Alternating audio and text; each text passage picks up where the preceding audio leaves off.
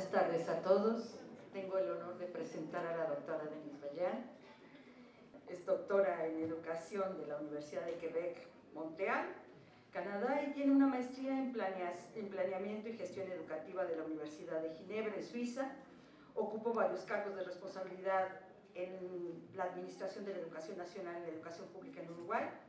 Es profesora universitaria, asesora de varios organismos internacionales y autora de más de 100 artículos y libros referidos a la temática de la profesión docente, reforma e innovación educativa.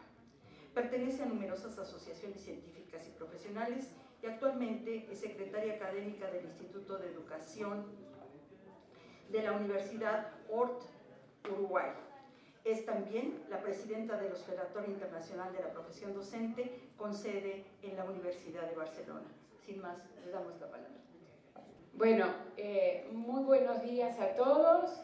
Estas reflexiones que hoy voy a compartir con ustedes surgen de esa amalgama, digamos, de trabajos académicos, de visitas que me ha tocado hacer en escuelas, en instituciones de formación docente, y básicamente de la oportunidad que tuve de conocer en América Latina países que tienen la preocupación por mejorar, como México, sus sistemas de formación inicial de docentes, y países que, como ustedes saben, en América Latina tienen distintos modelos. Está el modelo universitario de formación docente, está el modelo de institución superior post-bachillerato, y hay países como Honduras, Nicaragua, Guatemala, que aún tienen la formación de maestros a nivel medio, como era aquí en México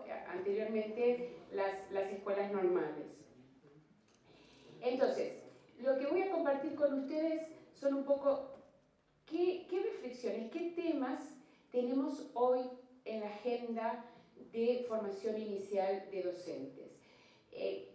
¿En qué temas, digamos, sustantivos se debería reflexionar tanto a nivel de las políticas públicas como a nivel regional, de los estados, como a nivel local, como a nivel de las instituciones de formación docente? Un poco lo que voy a hacer con ustedes es compartir en grandes pinceladas cuáles son los temas que hoy están en la agenda y cuáles son las principales preocupaciones, desafíos, y también, yo diría, cuáles son las ideas inspiradoras. Recetas no existen, pero yo creo que hoy sí estamos en condiciones, en formación inicial de docente, de identificar cuáles son los ingredientes de una buena receta, es decir, cuáles son esos componentes que deben estar presentes en términos de currículum, en términos de formadores, en términos de gestión de la formación, etc.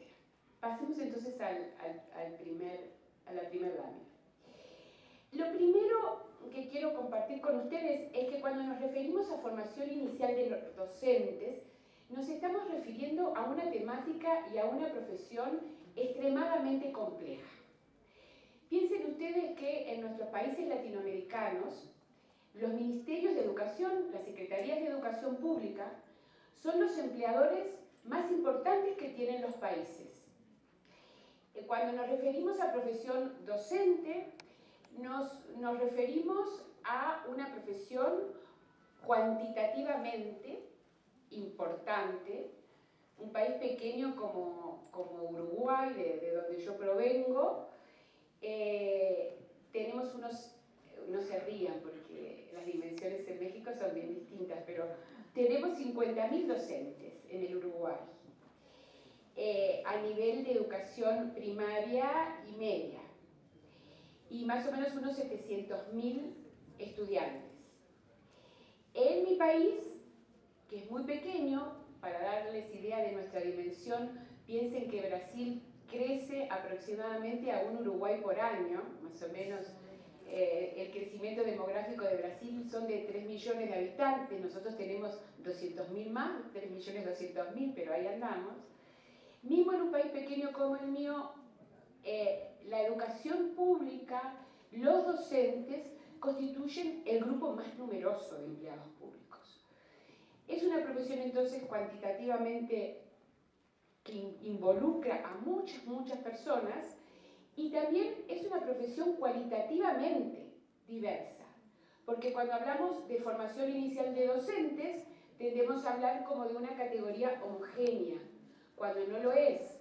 No es lo mismo la formación de un docente de nivel preescolar, parvulario, que de un docente de nivel de educación básica o un docente del bachillerato.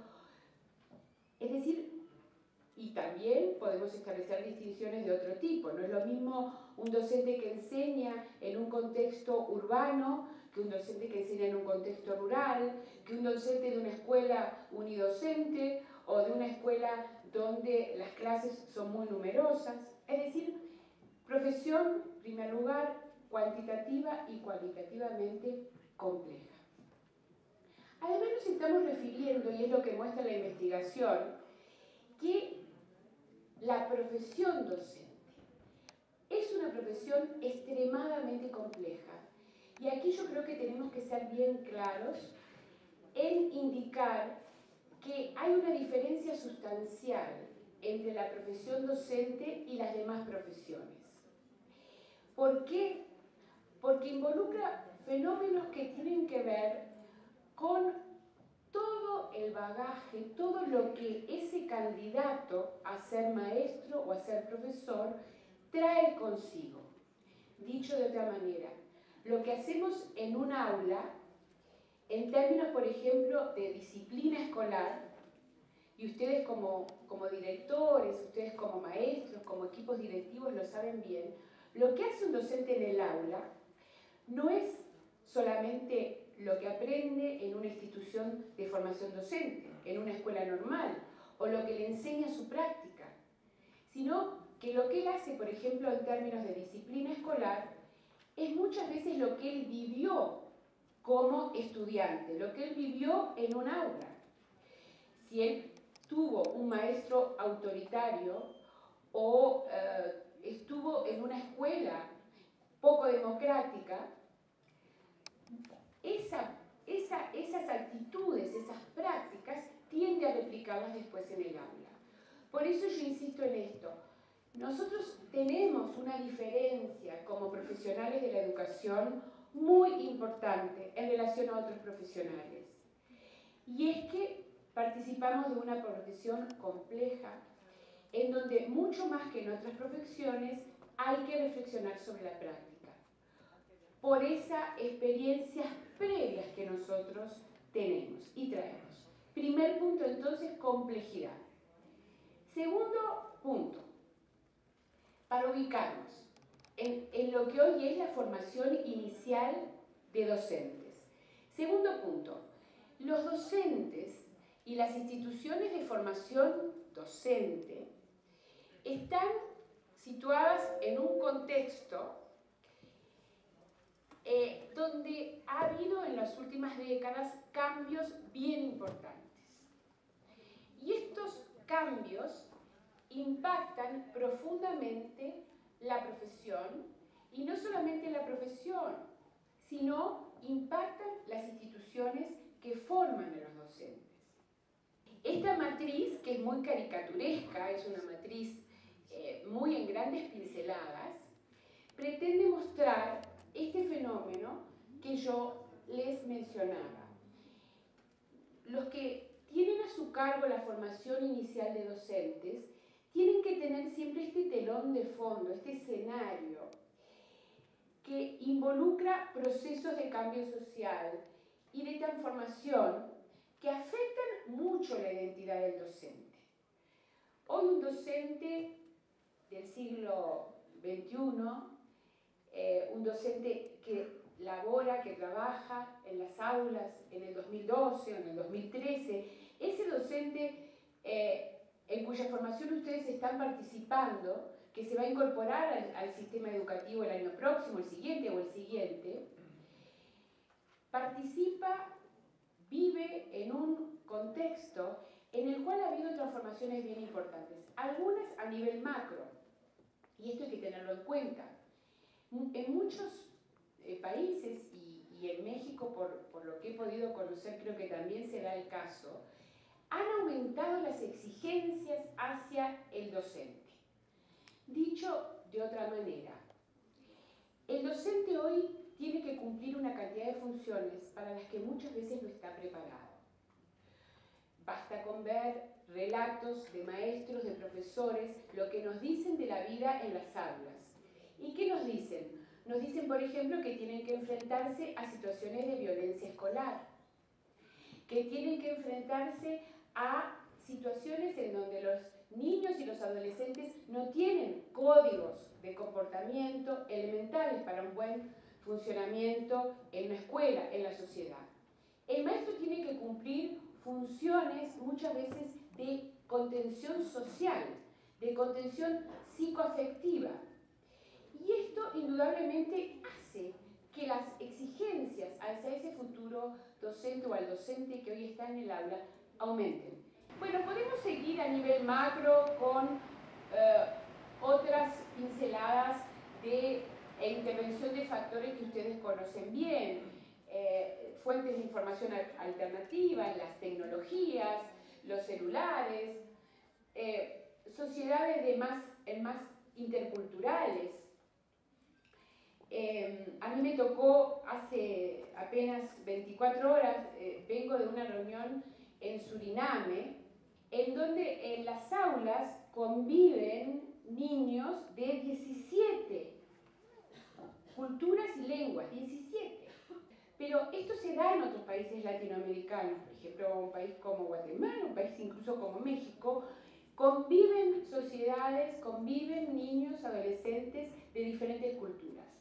A nivel del sistema educativo, y aquí voy a ir rápido porque se me va a ir el tiempo, hay otros cambios también que afectan la identidad del docente, que tienen que ver con reformas, con políticas de formación inicial, que a veces no tienen continuidad en el tiempo, eso lo hemos vivido todos. Hay cambios de gobierno, hay cambios en los ministerios, cambios en la secretaría y hay discontinuidad en las políticas. Desarrollo profesional, donde también hay políticas que varían, y después a nivel de aula el maestro se ve enfrentado con nuevos contenidos, nuevas propuestas curriculares, condiciones de trabajo que a veces cambian. Otro tema que a mí me gustaría que consideráramos en esta reflexión tiene que ver con la valoración social. Esto lo tenemos que tener en cuenta, a la hora de diseñar, de implementar cambios en la formación inicial de los docentes. Porque en general en nuestros países la profesión docente ha perdido valoración en las últimas décadas. Hace poco tiempo, en el año 2010, se hizo en Brasil, que es un país federal como México, se hizo un estudio sobre quiénes eran los candidatos que ingresaban a estudios de pedagogía, quiénes eran aquellos que ingresaban a estudios para ser maestros, para ser profesores. En Brasil hay un examen de ingreso para la universidad. Todos aquellos, y la formación docente es universitaria, todos aquellos que ingresan a estudios de formación docente tienen que pasar un examen. Este estudio, que lo hizo una colega, ustedes creo que la tienen en la bibliografía, que se llama Bernadette Gatti, ¿qué es lo que muestra? La gran conclusión de ese estudio, que aquellos que ingresan a estudios de docencia lo hacen por descarte. Dicho de otra manera, porque no tienen puntajes suficientemente altos como para poder acceder a otras carreras. Este es un dato que nos muestra esto que yo les mencionaba. Es una profesión que en los últimos años en América Latina pierde valoración social. En parte porque ser docente se ha convertido en una profesión compleja, desafiante y en algunos casos también que provoca, hay un libro muy conocido de un colega que acá algunos como Margarita y otros colegas conocemos bien, tristemente desaparecido, José Esteve, un libro que se llama El malestar docente, donde él hace un inventario de todas las situaciones que en los últimos años del siglo XX provocan desgaste, provocan malestar, porque tienen que ver con todos estos factores a nivel macro que yo les mencionaba. Entonces, tengamos en cuenta esto, hay una situación de pérdida de valoración en muchos países. Y también una imagen negativa que muy injustamente a veces transmiten los medios de comunicación. El docente aparece como culpable de todos los males que aquejan a los sistemas educativos. Y yo creo que en esto tenemos que ser muy firmes. En todo caso, que si nosotros consideramos que los docentes somos profesionales, tenemos que partir del supuesto que aquí no hay ni víctimas ni culpables, es decir, no hay ni culpables ni víctimas, hay profesionales que tienen que ser responsables por la tarea que desempeñan con todo lo que eso significa. Síntesis, más desafíos para los docentes, heterogeneidad de situaciones. Heterogeneidad de situaciones que ¿qué implican? Implican una serie de capacidades, una serie de competencias que hoy tenemos que tener en cuenta a la hora de pensar en el mejoramiento y en los cambios para la formación inicial de los docentes. Esto no significa descubrir la pólvora. Yo acá tampoco, como decía Paula, no les voy a decir nada que ustedes no sepan.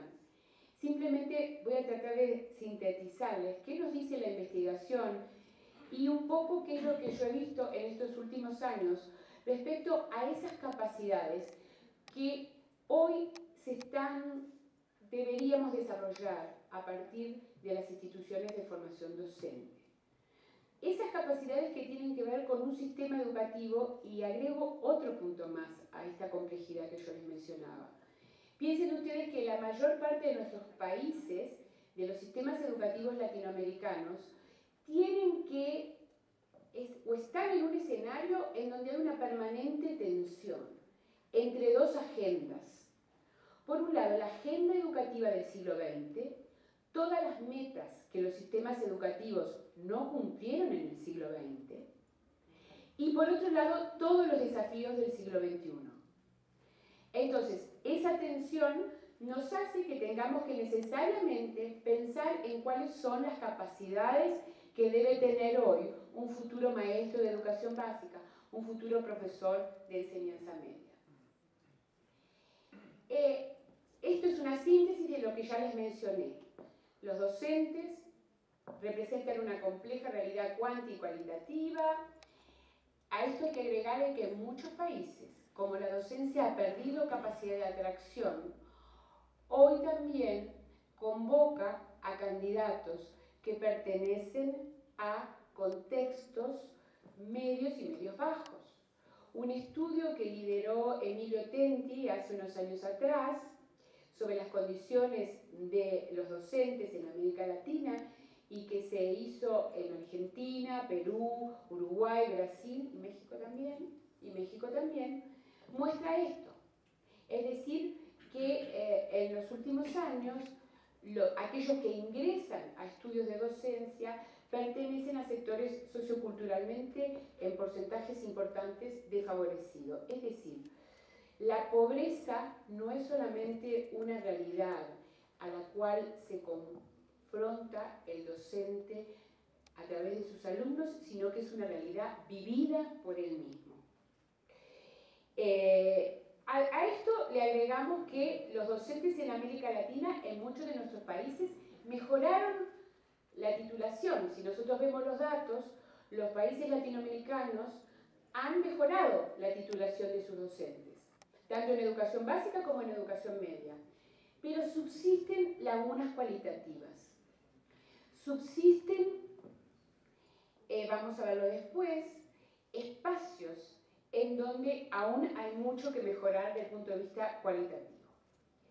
Y como yo les decía antes, los docentes hoy trabajan en muchos países en instituciones que son crecientemente cuestionadas. Esta caricatura tiene que ver con una maestra, bueno, que trata de adaptarse, ¿verdad? Trata de adaptarse. Y como, bueno, porque los maestros tienen que hacer eso, ¿verdad? Tratar de responder en alguna medida a las necesidades de esos estudiantes que hoy tienen delante, qué estrategias se pueden generar. Y esas tareas que hoy desarrolla el maestro, como yo les decía, tienen que ver con una desafiante multiplicidad. Y lo voy a leer rápido porque ahí suena más desafiante. Tienen que estar, los maestros hoy tienen que ocuparse de la enseñanza en el aula, de la planificación, de la gestión de recursos de enseñanza, de la preparación de proyectos, de la interacción con pares, de la corrección de tareas, de la preparación de pruebas, de la contención de situaciones conflictivas, de la inclusión de estudiantes con dificultad, de la preparación del portafolio, etcétera, etcétera. Es decir, que si ustedes en vuestras respectivas escuelas normales, y supongo que esto lo saben mejor que yo y probablemente ya lo han hecho, hacen un inventario de las tareas que un maestro tiene que hoy impulsar en su aula, seguramente a esta lista somera agregarán muchas más tareas. Y esto es importante tenerlo claro e identificarlo a la hora de pensar en esas capacidades que tenemos que impulsar en las instituciones de formación docente. Miren, aquí tenemos otra caricatura. Miren, ¿ven? Ahí le pregunta un señor, ¿cuál es su profesión? Y la señora dice, animadora, educadora, actriz, maestra, psicóloga, guía turística, acompañante, traductora, ponente, lingüista, psiquiátrica, diseñadora, formadora, escritora, dibujante, gesticuladora y paseante. Todo eso no cabe. Pues ponga profe de español, que es lo mismo. Esto tiene que ver con algo que este caricaturista, yo creo que mucho mejor que lo que hacemos los académicos, ha logrado sintetizar, que es esa multiplicidad de tareas que hoy tiene que desarrollar en el aula un docente. Y yo insisto con esto porque me parece que los equipos directivos, aquellos que tienen a su cargo la responsabilidad de formar a docentes, tienen que tener presente este telón de fondo. Parte del drama de la formación en América Latina es que muchas veces quienes tienen a su cargo la formación de futuros docentes no conocen el aula o la conocen como estudiantes.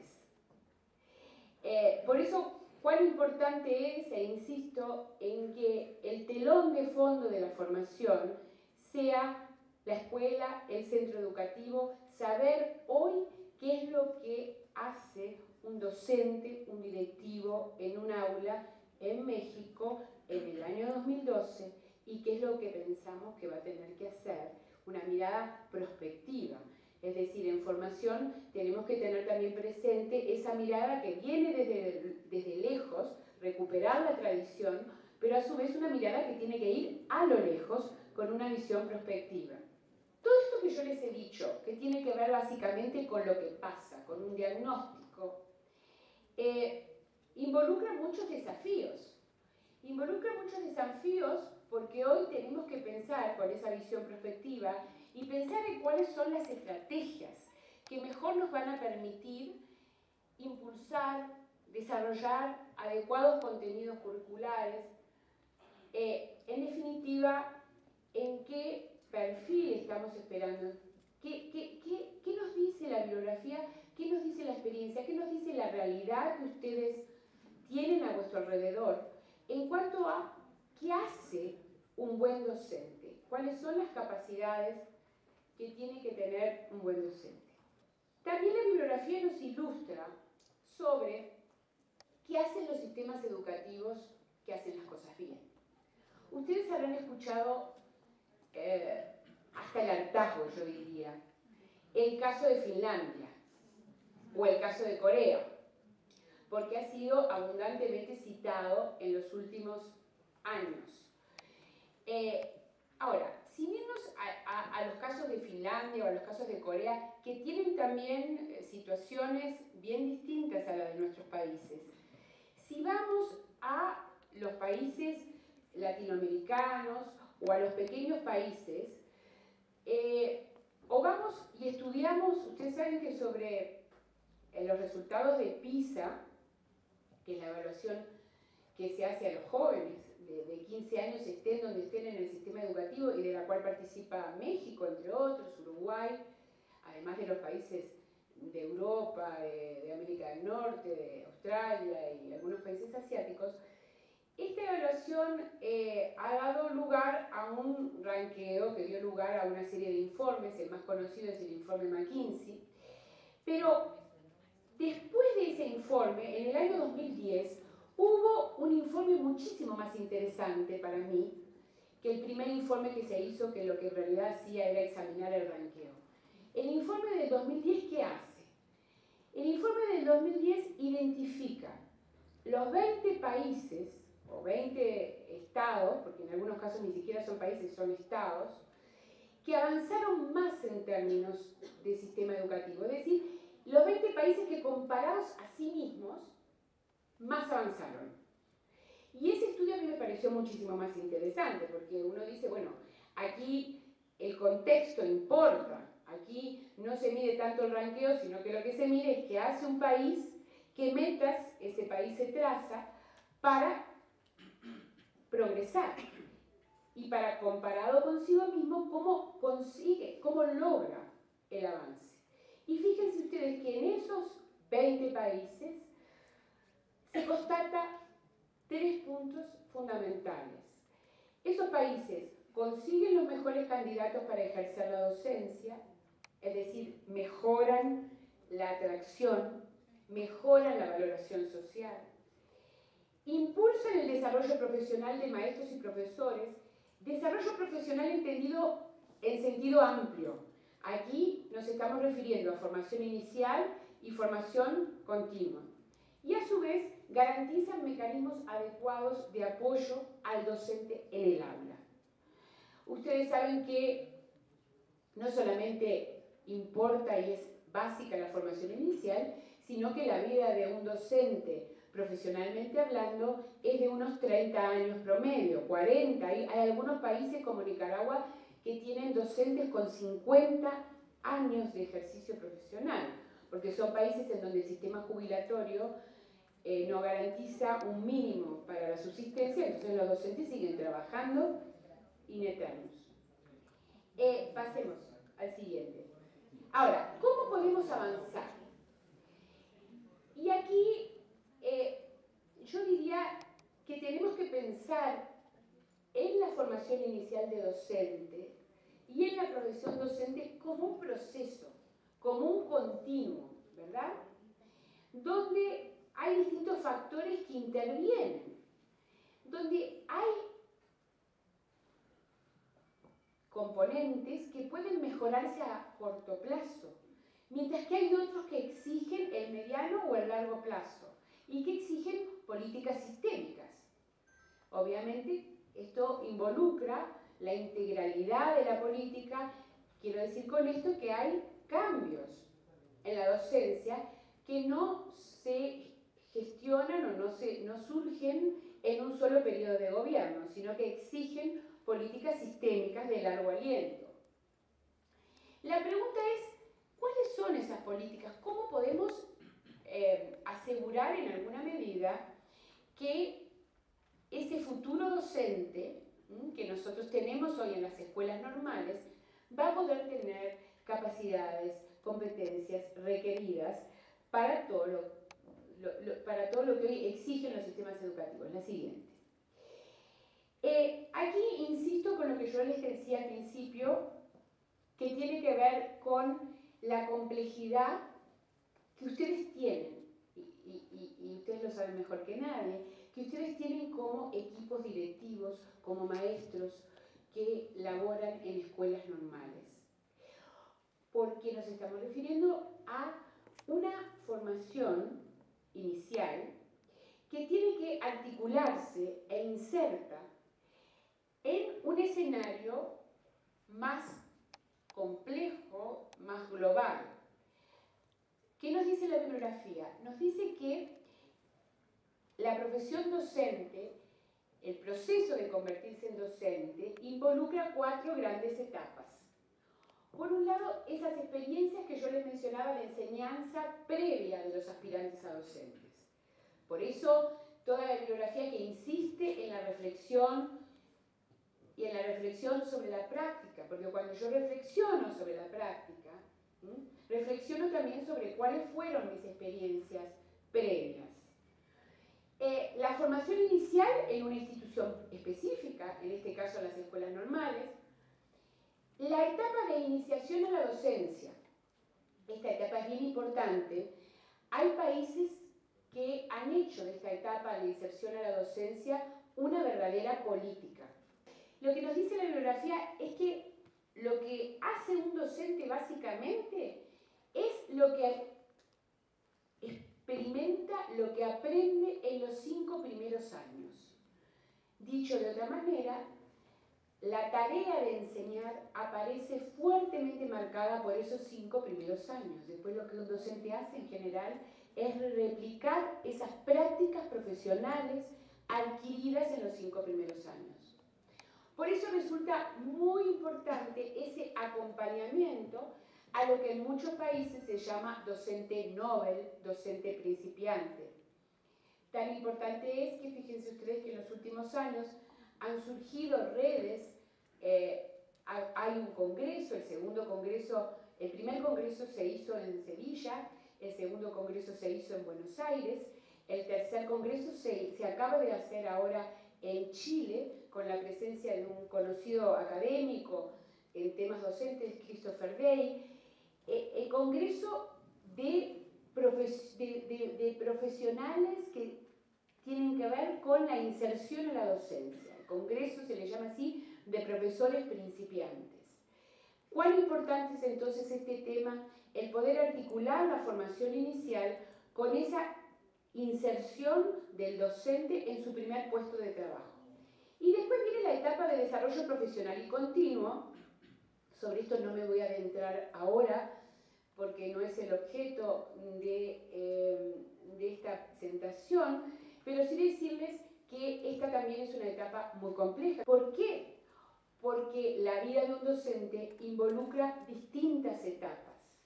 No es lo mismo, como yo les decía, un docente principiante, que un docente que ya tiene cierta experiencia, que un docente que está próximo a la edad de retiro. Y eso indudablemente tiene que acompasar el desarrollo profesional, las etapas de desarrollo profesional. Entonces, la formación inicial tiene un papel clave, pero ¿qué constatamos en muchos de los países, básicamente latinoamericanos y también en algunos países del primer mundo? Que esa formación ha tenido resultados relativos. Y que en parte esos resultados relativos, esas dificultades que hay, se debe a este tema, es decir, a las dificultades que hay para establecer cuál es la base de conocimientos, de capacidades, de competencias que tiene que tener un docente para enseñar. Y por otro lado, cuáles son las propuestas que nos permiten mejorar. Esto también es muy caricaturesco, pero es una síntesis de lo que nos dice la bibliografía.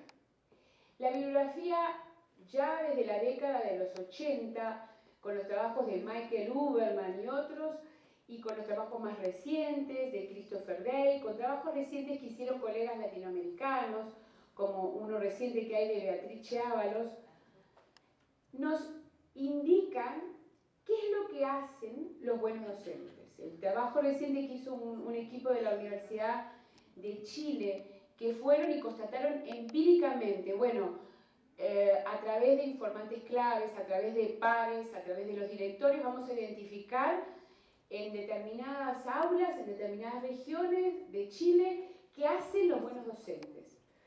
Y más o menos, fíjense que ustedes, a pesar de la heterogeneidad que hay en América Latina, de la diversidad de contextos, todos llegan a la misma conclusión.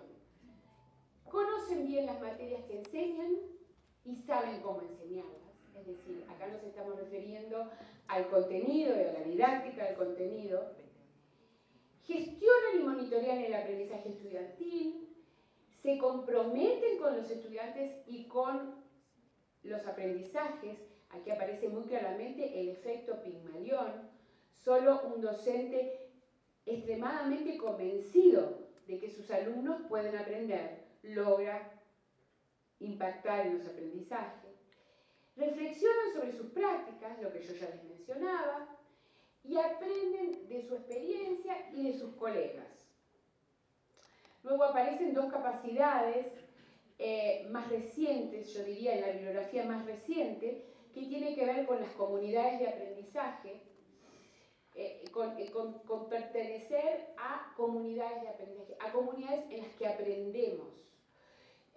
Redes, yo creo que este espacio en el cual ustedes hoy empiezan a participar se va a convertir, y ojalá que así sea, en una comunidad de aprendizajes, porque todos ustedes aquí van a desarrollar una serie de capacidades, de conocimientos nuevos que van a compartir con sus colegas, y eso es una comunidad que aprende. ¿Qué nos dice la bibliografía y cuáles son los hallazgos más relevantes? Insisto con esto. Lo que yo les decía, los docentes conocen profundamente las materias que enseñan. Centran la planificación del aula en resultados deseados para sus estudiantes. Es decir, este monitoreo del aprendizaje de los estudiantes es bien importante. Tienen habilidades de comunicación verbal y escrita. De hecho, hay muchas, no sé cómo es aquí en México, pero en muchos países latinoamericanos, para las instituciones de formación docente, por ejemplo, en el caso de Uruguay o en algunas universidades chilenas, se exige una prueba de habilidades en comunicación escrita y verbal para inscribirse en una institución de formación docente. Y a su vez, las instituciones de formación docente desarrollan esas capacidades. Yo les hago un paréntesis aquí para contarles una experiencia que a mí me tocó vivir hace unos cuantos años en el Uruguay. Nosotros teníamos en el Uruguay la formación de maestros en escuelas normales, con larga tradición, pero teníamos la formación de profesores de enseñanza media en una sola institución, situada en Montevideo, la capital del país, donde se nuclea más de la mitad de la población. Aquellos que querían estudiar para ser profesor de enseñanza media tenían que hacerlo de una manera que yo describiría como salvaje. Tenían que o venir a Montevideo y costearse sus estudios, o bien en sus distintos municipios hacer las materias pedagógicas con los maestros y las materias disciplinares correspondientes a su disciplina, matemática, geografía, biología, iban a impartirla en régimen libre a Montevideo. Por suerte, a mediados de la década de los 90, se crean unos centros de profesores para la formación de esos maestros, que tienen la ventaja de partir de cero. Entonces, ahí nos dijimos, vamos a incluir todos los ingredientes que podamos para asegurar que esta formación de futuros docentes sea la mejor. Estudiando un poco lo que pasaba en América Latina y en otros contextos. Y ahí nos dimos cuenta de que muchos de los docentes en las aulas no tenían estas capacidades de comunicación verbal y escrita. Dicho de otra manera, encontrábamos que docentes de matemáticas no ponían consignas adecuadas. Los alumnos no entendían la consigna porque no la expresaban bien. Y descubrimos que esto tenía que ver mucho también con el tema del capital cultural. La falta de capital cultural de algunos docentes. Y entonces, ¿saben lo que hicimos? Pusimos unos módulos obligatorios para todas las carreras de expresión verbal y escrita, y pusimos módulos de literatura, y esto fue al principio una revolución. Aquellos que iban a estudiar matemática y los profesores de matemática, extremadamente enojados, nos decían, pero ustedes están, nosotros decimos en el Uruguay una expresión muy coloquial que quiere decir de la nuca, están locos. Nos decían, ustedes están de la nuca, ¿cómo van a poner esos módulos, y yo lo que quiero es ser profesor de matemáticas. A mí no me interesa ni la literatura, ni nada, ni cómo escribir, ni García Márquez, ni Vargas Llosa. ¿Qué es esto? Hasta que logramos, en alguna medida, que los equipos directivos de los centros de formación docente se enamoraran de la idea. Y tuvo altísimo impacto. Después, los estudios de seguimiento nos mostraron que parte del éxito de estos centros tuvo que ver con eso, es decir, los profesores egresados mejoraban notoriamente sus habilidades de comunicación oral y escrita y mejoraban también su capital cultural. Este es otro tema que tiene que ver con algo que se observa en las aulas. ¿Qué hace un buen docente? ¿Y qué hace un docente que tiene un desempeño en el aula que impacta en la mejora de los aprendizajes? Es un docente que comprende los antecedentes lingüísticos y culturales de sus estudiantes. Y vean ustedes que esto es bien importante a la hora de repensar la formación inicial de docentes. Es un docente que organiza y gestiona el aula de forma efectiva, que sabe usar el tiempo, que no le queda corto de tiempo, que sabe usar el tiempo, que tiene capacidad de retroalimentar el aprendizaje de los estudiantes, no solamente a nivel formal, sino a nivel informal. Todos sabemos que muchas veces aprendemos en situaciones informales, aprendemos conversando con otros en los corredores, intercambiando entre colegas, entre pares. Y son docentes que en alguna medida también tienen conocimiento de desarrollo psicoafectivo social de sus estudiantes. Esto también es bien importante a la hora de repensar la formación inicial. Siguiente. Actitudes. Bueno, aquí yo he hecho un resumen muy somero por cuestiones de tiempo. Esos docentes que tienen un desempeño que impacta favorablemente a los estudiantes son docentes extremadamente respetuosos. Yo creo que este es un tema que tenemos que considerar a la hora de repensar la formación inicial. El docente tiene que respetar a sus estudiantes. Tiene lo que yo les decía hace un rato, el efecto Pigmalión. El docente tiene que tener altas expectativas respecto a los aprendizajes de sus estudiantes. Y esto no es algo que muchas veces surge por generación espontánea. Esto es algo que hay que trabajar, que hay que reflexionar desde la formación inicial. Ven los errores de sus estudiantes como ventanas de pensamiento, no culpabilizan a los estudiantes que se equivocan y, insisto, y sobre todo voy a insistir y meternos, reflexionan sobre su práctica. Y esto también es algo que tenemos que hacer desde la formación inicial y que no surge por generación espontánea. Tenemos que promover estrategias que hagan que los docentes reflexionen sobre su práctica, trabajen colaborativamente, es decir, todo esto se aprende, digamos. Así como pensamos en cuáles son las capacidades que debe tener hoy un docente para impactar favorablemente el aprendizaje de sus estudiantes, y eso nos hace repensar la formación inicial, obviamente deberíamos pensar en cuáles son las capacidades que deben tener hoy los equipos directivos. Entonces, si nosotros hiciéramos el retrato robot de un director ideal, primero tendríamos que hacer un diagnóstico. Si yo tuviera tiempo y pudiera conversar con cada uno de ustedes y les preguntara, ¿qué hacen ustedes hoy en la escuela normal? ¿Cómo ocupan su tiempo? Yo estoy segura que gran parte de ustedes me dirían, me responderían, parte del tiempo lo ocupamos resolviendo conflictos humanos. ¿Verdad? Todos asienten. Es parte del tiempo, e institucionales, o cumpliendo con requisitos administrativos. Y si yo les digo, bueno, y esa parte del tiempo, ¿cómo ustedes logran ejercer un liderazgo pedagógico? ¿Cómo podrían tener más tiempo para ese liderazgo pedagógico? Ustedes me responderían teniendo menos actividad administrativa, teniendo apoyos en esa resolución de conflictos.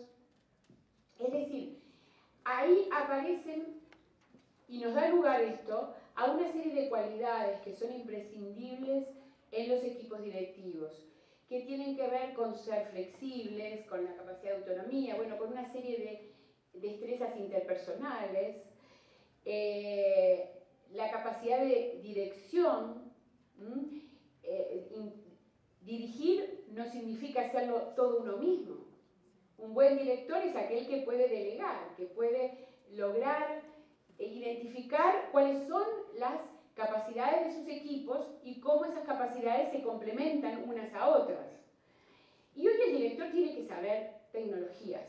Basta que nosotros observemos cómo actúan nuestros hijos, nuestros sobrinos, los hijos de nuestros amigos, los estudiantes, para ver que la interacción que tienen con la tecnología es bien diferente que la de otras generaciones que los precedieron. Entonces, esto también es importante. Yo creo que hoy un equipo directivo de una escuela normal, de un instituto de formación docente, de una universidad, le guste o no le guste, tiene que entrar en el mundo de las tecnologías.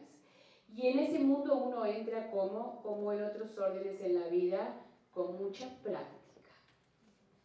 Todas estas capacidades que yo les mencionaba de los docentes, de los equipos directivos, que nos hacen repensar la formación inicial, tienen que ver con aulas, con estudiantes, que nosotros tenemos que también poder visualizar qué tipo de aulas queremos. Y de acuerdo a ese tipo de aula que queremos, nosotros indudablemente tenemos que ver si nuestra institución de formación docente está logrando este tipo de aulas. Cuando yo les decía y les hablaba de los 20 países que han logrado mejores resultados comparándose consigo mismos, uno puede identificar estos factores. Las aulas están bien organizadas, hay ambiente que promueve el aprendizaje, son aulas seguras. Este tema de la seguridad de las aulas hoy en América Latina se ha convertido, y ustedes aquí en México lo saben bien, se ha convertido en un tema prioritario. Muchos de nuestros países tienen aulas inseguras, aulas en donde el director tiene que, o está confrontado a situaciones muchas veces dolorosas, conflictivas. La utilización adecuada del tiempo, técnicas de enseñanza efectiva y, muy importante, hoy no podemos imaginar un centro educativo, una escuela, sin docentes, equipos directivos que se complementen con capacidades que se suman. Porque el docente, el director no puede abarcarlo todo. Hoy el aprendizaje se gesta justamente en un aprendizaje en donde hay colaboración entre pares, colaboración entre docentes, colaboración entre equipos directivos. Sigamos a la siguiente. Y para terminar, ¿cómo podemos avanzar en la formación inicial de los docentes? En primer lugar, pensando en estos temas que yo les acabo de exponer. Pero, por sobre todo, pensando en que la profesión docente es un proceso, su construcción es un proceso. Y en ese proceso nosotros tenemos que pensar en una red de factores intervinientes. No vamos a poder lograr la mejora de la profesión solamente a partir de la formación inicial, sino que tenemos que pensar la formación inicial junto con otro grupo de factores que tienen que ver con lo que dice aquí, la valoración social, que tiene que ver con un entorno profesional facilitador, que tiene que ver con formación inicial y continua de calidad, que tiene que ver con evaluación que retroalimente la tarea de enseñar. Esta matriz nosotros la hicimos para un estudio en el cual me tocó participar con una colega, Cecilia Rosell, en donde estudiamos varios casos en América Latina, maestros de educación básica, el libro se llama Maestros de Educación Básica, hace una radiografía de la profesión, y ahí que identificamos que a pesar de la heterogeneidad de situaciones, en América Latina, en 7 países, lamentablemente no estaba México entre esos países, me hubiera gustado mucho estudiarlo, será para otra oportunidad, pero en esos 7 países constatamos que aparecían esta red de factores intervinientes y que la profesión docente se construía en un proceso en donde nosotros podemos imaginar, imaginen ustedes una línea. En un polo tenemos lo que podemos llamar desprofesionalización y en el otro polo tenemos lo que podemos llamar profesionalización plena. Nuestra conclusión era de que se podía avanzar justamente cuando todos los factores actuaban hacia la profesión plena. No encontramos ningún país en América Latina que estuviera en la etapa 3, pero sí encontramos que los países, en algunos casos, habían promovido políticas de valoración social, en otros que habían promovido políticas que los había hecho avanzar en un entorno profesional facilitador. En síntesis, cuando pensamos en una profesión tan compleja como la profesión docente, tenemos que partir de una visión integral, tenemos que partir de políticas sistémicas, políticas de largo aliento, que nos permitan lo que todos queremos, que es lograr que las instituciones de formación inicial de docentes atraigan a los mejores candidatos que tiene un país, atraiga a los bachilleres con más altas calificaciones, que logre retener a esos candidatos luego en la profesión y por sobre todo que la formación inicial junto con todos estos otros componentes logre lo que todos queremos, que es tener profesionales de mejor y mejor formación para lograr aprendizajes en los niños, en los adolescentes y mejores ciudadanos para sociedades más igualitarias, más democráticas. Muchísimas gracias.